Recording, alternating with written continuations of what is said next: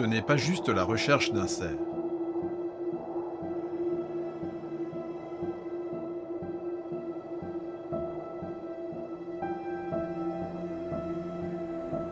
Il faut en sélectionner un, en choisir un.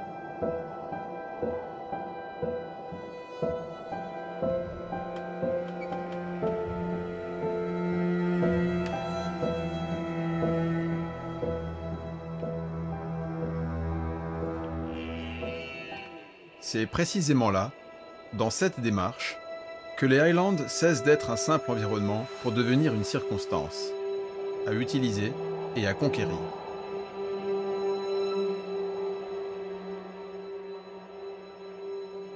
Une des choses qui me séduisent avec l'approche dans les Highlands, c'est l'immensité.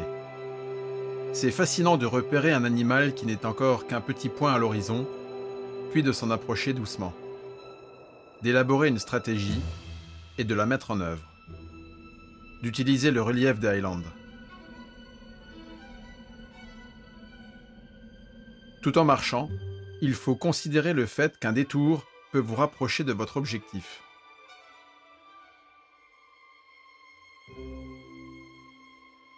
Il arrive souvent de perdre votre cerf de vue lorsque vous contournez une crête ou dévalez un brûlis. C'est alors qu'il faut rester confiant, croire que votre plan initial est le bon et ne pas en changer.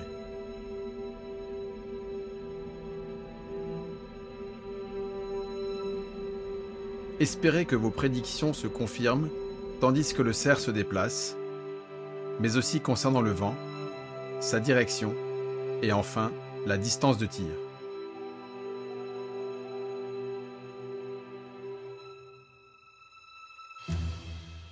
C'est en fait de par ces multiples efforts et cette débauche d'énergie nécessaire à vous rapprocher du cerf des Highlands que la partie finale de l'approche est extrêmement passionnante.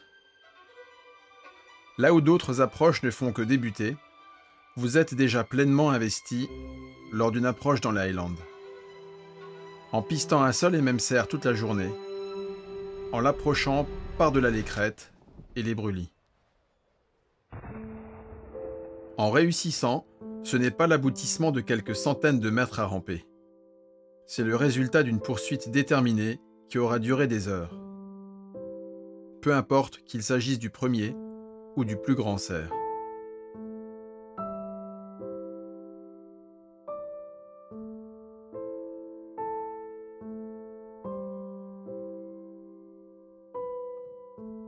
C'est en raison de la durée et de la difficulté des approches dans les Highlands que pour moi, le trophée est secondaire. Ce qui compte, ce sont les circonstances. Le process de la marche, de l'approche, de la poursuite du cerf sur plusieurs kilomètres.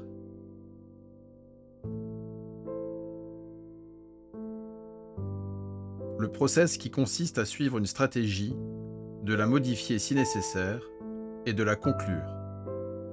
Voilà les aspects captivants.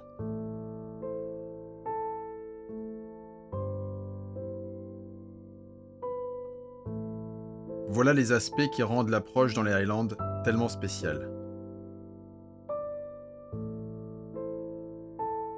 Et finalement, l'approche s'achève. Les Highlands cessent d'être une circonstance pour l'approche, pour la dissimulation, et redeviennent à nouveau un environnement invraisemblable.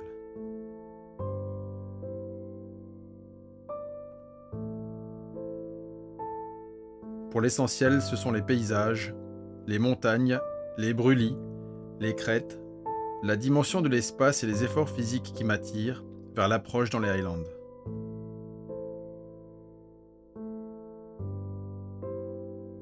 Je pense que c'est la raison pour laquelle j'ai accroché les trophées dans ma maison.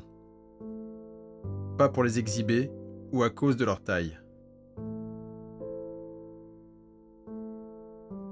mais en mémoire des superbes expériences que les Highlands m'ont permis de vivre.